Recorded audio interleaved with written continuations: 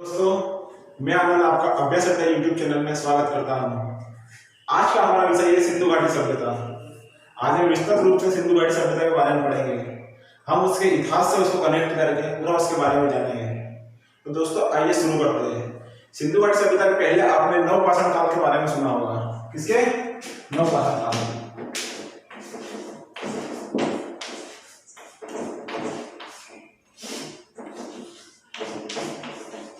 दोस्तों नवपाषाण काल में आपने एक शब्द होमो सेपियंस सुना होगा। नवपाषाण काल में होमो सेपियंस का उद्भव हो चुका था। होमो सेपियंस से बोले तो उस समय के इंटेलिजेंट मानव होमो सेपियंस।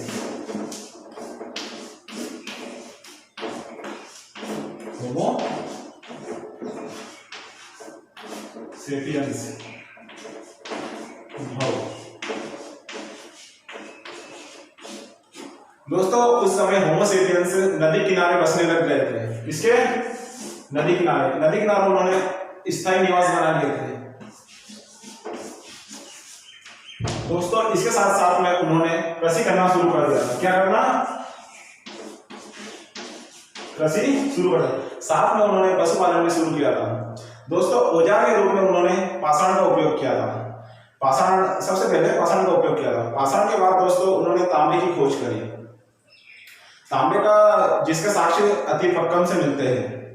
तांबे के बाद दोस्तों उन्होंने तांबे को टीन से मिलाया।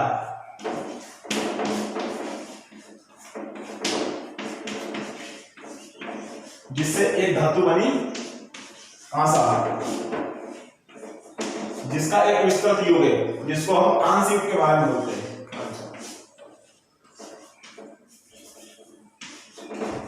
कांस्य युगीन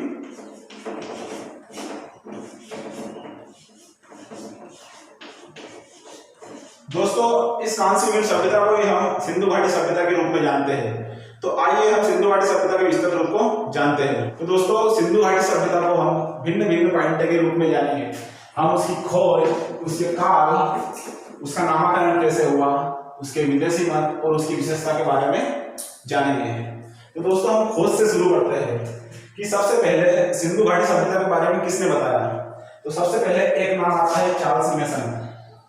चार्ल्स मेसन ने सन 1826 में वहां पर कुछ खुदाई करी, हड़प्पा क्षेत्र में कुछ खुदाई करी, जिसमें उन्हें कुछ साक्ष्य प्राप्त हुए। लेकिन उन्होंने इसको आगे नहीं बढ़ाया। उन्होंने नैरेटिव ऑफ जर्नी एक किताब लिखी, जिसमें उन्होंने इस बारे में बताया।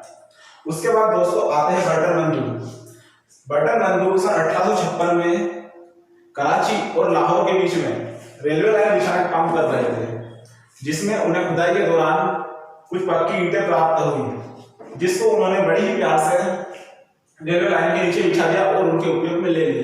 लेकिन उन्हें समझ नहीं आया कि यहाँ पर सभ्यता हो सकती है। उसके बाद अलेक्जेंडर कनिंघम आते हैं। दोस्तों हमने पिछले वीडियो में जाना था कि अलेक्जेंडर कनिंघम अपने भारतीय पुरातत्व के जनक माने जाते हैं। यह परीक्षा की दृष्टि से एक महत्वपूर्ण प्रश्न है। दोस्तों उन्होंने 1853 से 56 के बीच में वहां पर कई बार गए और खुदाई करी, जिसमें उन्हें कुछ खास सफलता प्राप्त नहीं हुई। उसके बाद एक नाम आता है सर जॉन मार्शल। सन 1921 में सर जॉन मार्शल के नेतृत्व में वहां पर खुदाई की गई। वहां पर खुदाई में उन्हें एक सभ्यता के बारे में पता चला। वहां एक विस्तृत सभ्यता के बारे में पता चला। तो दोस्तों एग्जाम में सवाल आता है, क्वेश्चन आता है कि किसके नेतृत्व में हड़प्पा की खुदाई की गई। तो दोस्तों यहाँ पर आपको लिखना है सर जॉन मार्शल। और सर जॉन मार्शल के नेतृत्व में दयाराम साहनी और राखादास बैनर्जी ने इसकी खोज करी। दोस्तों दयाराम साहनी का पूरा नाम राय बहादुर दयाराम साहनी था। यदि दयाराम साहनी ने हड़प्पा सभ्यता और राखादास बैनर्जी ने मोहनजोदड़ो की खोज की। तो दोस्तों यदि क्वेश्चन आता है कि हड़प्पा सभ्यता की खोज किसने की, तो आप लिखेंगे राय बहादुर दयाराम साहनी। और मोहनजोदड़ो की खोज किसने करी, तो राखादास बैनर्जी। और यदि क्वेश्चन आता है कि किसके नेतृत्व में खोज की गई, तो सर जॉन मार्शल। ठीक है दोस्तों, आते हैं अब इसके काल निर्धारण पर। दोस्तों इसका काल निर्धारण में 2-4 टॉपिक मुख्य है। जैसे सर जॉन मार्शल जिसके नेतृत्व में खुदाई की गई थी। सर जॉन मार्शल का मानना है कि 3250 से 2750 लगभग शब्द जुड़ा है। 3250 से 2750 के बीच में इसकी काल अवधि है। यह भी एग्जाम में पूछा जाता है। और दोस्तों यह होगा नेत्रत्वकर्ता का मत। इसके बाद में आप जानते होंगे पुरातात्विक खोज की एक C14 पद्धति होती है, जिसके द्वारा पुरातत्व का काल पता लगाया जाता है, जिसमें डीपी अग्रवाल ने C14 पद्धति से हड़प्पा सभ्यता का काल पता किया, जिसमें उन्होंने 2300 से 1750 BC तक इसका काल बताया। दोस्तों यह भी बहुत बार एग्जाम में पूछा जाता है। तो हमने पढ़ा यहाँ पर खोज और काल के बारे में। अब आगे बढ़ते हैं दोस्तों और नामकरण के बारे में पढ़ते हैं। नामकरण, इसका नामकरण दो नाम मुख्य है, हड़प्पा सभ्यता और सिंधु घाटी सभ्यता। दोस्तों यह सिंधु नदी के सबसे शुरू में यह सिंधु नदी के आसपास मिली, जिससे इसका नाम सिंधु घाटी सभ्यता रखा गया। फिर दोस्तों धीरे धीरे खुदाई हुई, जिसके बाद में सरस्वती नदी के तट पर भी इसके कुछ क्षेत्र मिले, जिससे इसको सिंधु सरस्वती सभ्यता भी कहा जाने लगा। हालांकि ये सिंधु सरस्वती सभ्यता कुछ ही इतिहासकारों के बीच प्रचलित रहा। उसके बाद दोस्तों हड़प्पा सभ्यता भी इसे कहा जाता है। दोस्तों किसी भी स्थल की खोज के बाद उसका नाम इस आधार पर रखा जाता है कि सबसे पहले किस स्थान की खोज हुई। तो इसमें सबसे पहले हड़प्पा स्थान की खोज हुई, जो पाकिस्तान में स्थित है। इस आधार पर इसका नाम हड़प्पा सभ्यता भी रखा गया। दोस्तों नामकरण के बाद विदेशी मत पे आते हैं। विदेशी मत कहते हैं कि यह कहां से आई थी। इसके बारे में विदेशी मत अधिकतर विदेशी इतिहासकार है, जिसमें वो कहते हैं कि सुमेरियन सभ्यता। दोस्तों यह है अपनी सिंधु घाटी सभ्यता। इसके आगे आती है मेसोपोटामिया की सभ्यता। इसके आगे आती है अफ्रीका की सभ्यता। तो दोस्तों मेसोपोटामिया में एक जगह थी सुमेरियन, यहाँ पर सुमेरियन सभ्यता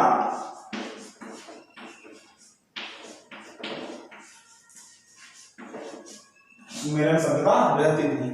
तो विदेशी इतिहासकार ऐसा बताते हैं कि सुमेरियन सभ्यता यहाँ से आकर भारत में आई और इन्होंने यहाँ पर शहर बसाए। उनका कहना है कि यहाँ पे जो भवन है वो यहाँ भी मिले, यहाँ पे जो स्थान है वो सेम टू सेम ऐसे है, और मुद्रा जो यहाँ की मुद्रा और यहाँ की मुद्रा की क्वालिटी भी सेम है। तो दोस्तों ये थे विदेशी मत, जिसका support sir John Marshall, Childe, D D. Kosambi आदि ने किया। अब आते हैं दोस्तों स्थानीय मत पर। स्थानीय मत में राखलदास बनर्जी प्रमुख है, जिनका कहना है कि द्रविड़, हड़प्पा सभ्यता की खोज हड़प्पा सभ्यता द्रविड़ों ने बसाया था। तो दोस्तों सीधा सीधा क्वेश्चन आता है एग्जाम में कि हड़प्पा सभ्यता की स्थान किसने बसाया था, तो द्रविड़। ध्यान रखना दोस्तों, इन्होंने स्थानीय मत के हिसाब से विदेशी मत को काटा और इन्होंने बताया कि भवन दोनों जगह सेम हो सकते हैं, लेकिन यहाँ पर नाली की व्यवस्था थी और विदेश में नाली की व्यवस्था नहीं थी। वहां पर मुद्रा की क्वालिटी अलग थी, यहाँ पर मुद्रा की क्वालिटी अलग है। यहाँ पर ऊंचे क्षेत्र, नीचे क्षेत्र, दो क्षेत्र पाए जाते थे, यहाँ पर सिर्फ एक ही क्षेत्र पाया जाता था। तो दोस्तों इस हिसाब से स्थानीय मत को ज्यादा प्राथमिकता दी जाती है। ठीक है दोस्तों, एक आते हैं आर्य, जिसको टी.एन. रामचंद्र ने दी इसकी संज्ञा। इसमें कहते हैं कि आर्य यहाँ के स्थानीय निवासी थे।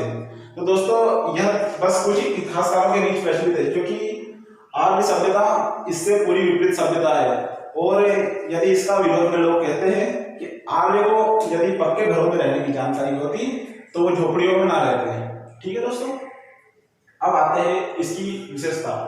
दोस्तों इसमें विशेषता एक प्रमुख पॉइंट है। सिंधु घाटी सभ्यता में विशेषता में हम नगरीय सभ्यता, इसमें पक्के मकान थे, इसमें पक्की ईंटों के बने मकान थे, ऊंचे ऊंचे भवन थे, इसमें पूरा एक नगर टाइप में नालियां थी, पक्के रोड थे, चौड़े चौड़े रोड थे आदि। दोस्तों इसको दोस्तों कांस्य युगीन सभ्यता कहते हैं। कांस्य, इसमें दोस्तों तांबा और टीन को मिलाकर कांस्य की खोज की गई थी, इसलिए इसको कांस्य युगीन सभ्यता भी कहते हैं। अब आता है आद्य ऐतिहासिक। दोस्तों इस सभ्यता को आद्य ऐतिहासिक सभ्यता भी कहते हैं। आद्य आपने पढ़ा होगा प्राग ऐतिहासिक, आद्य ऐतिहासिक और ऐतिहासिक। दोस्तों इसमें अंतर जानते हैं। प्राग ऐतिहासिक मतलब जिसके लिखित साक्ष्य नहीं है, आद्य ऐतिहासिक जिसके लिखित साक्ष्य है, ऐतिहासिक जिसके भी लिखित साक्ष्य है। प्राग ऐतिहासिक में अंतर यह है कि लिखित साक्ष्य तो मिले हैं लेकिन उनको पढ़ा नहीं जा सकता। तो दोस्तों यहाँ पर अपने को लिखित साक्ष्य तो मिले हैं लेकिन उनको पढ़ा नहीं जा सकता। ठीक है दोस्तों, यह एक शांतिप्रिय सभ्यता थी। किसी भी सभ्यता को बसाने में युद्ध का एक महत्वपूर्ण स्थान होता है। तो दोस्तों यदि यहाँ पर युद्ध होता तो हमको यहाँ से युद्ध के कुछ प्रमाण, कुछ औजार, कुछ अस्त्र शस्त्र मिलते हैं, लेकिन यहाँ पर कुछ ना कुछ औजार मिले ना कुछ अस्त्र शस्त्र मिले, जिसके हिसाब से हम गणना कर सकते हैं कि यह एक शांतिप्रिय सभ्यता थी। व्यापार प्रधान दोस्तों होता क्या है कि नगर में रहते जो व्यापार प्रधान, आज के हम देख सकते हैं शहर में कैसे व्यापार प्रधान है और कृषि दूसरे नंबर पर है। तो इसी तरह सिंधु घाटी सभ्यता में भी व्यापार प्रधान था और कृषि सेकंड नंबर पर थी। इसी को हम एक नगरीय सभ्यता कहते हैं। अब आता है विस्तृत सभ्यता। यह सभ्यता एक विस्तृत रूप में फैली हुई थी। यह पूरे पाकिस्तान से लेकर भारत में ऊपर कश्मीर, नीचे महाराष्ट्र, पूरी एक विस्तृत श्रृंखला थी जिसको हम पढ़ेंगे। हम इसको विस्तृत रूप से इसके स्थल, इसका क्षेत्र वो जानेंगे। इसके अगले पॉइंट में आता है विस्तार, जिसको हम अभी नक्शे के माध्यम से जानेंगे। तो इसमें अपन ने पढ़ा खोज में चार्ल्स मैसन, सर जॉन मार्शल, फिर काल के बारे में अपन डीपी अग्रवाल को याद रखना है। नामकरण आपने पढ़ा। इसके बाद में विदेशी मत, जिसमें सुमेरियन सभ्यता, द्रविड़ इसमें प्रमुख है। विशेषता में आपने जाना। इसके बाद हम इसका विस्तार जानेंगे। इसका विस्तार जानेंगे। तो दोस्तों हम आइए इसका विस्तार जानते हैं। तो दोस्तों ये भारत का नक्शा है जिसके माध्यम से हम हड़प्पा सभ्यता के सीमाओं के बारे में जानेंगे। तो दोस्तों उत्तर में हड़प्पा की सीमा माना जो चिनाब नदी पर स्थित है, यहाँ पर लगती है, और दक्षिण में दायमाबाद महाराष्ट्र, यहाँ तक इसकी सीमाएं है जो ऊपर से लेकर नीचे तक 1400 किलोमीटर का विस्तृत रूप है। तो आइए दोस्तों हम अब इसकी पूर्व से लेकर पश्चिम तक की सीमा के बारे में जानें। पूर्व में इसकी सीमा आलमगीरपुर यूपी से लगती है और दक्षिण में बलूचिस्तान जो वर्तमान में पाकिस्तान में, बलूचिस्तान में दास नदी के किनारे सुत्ता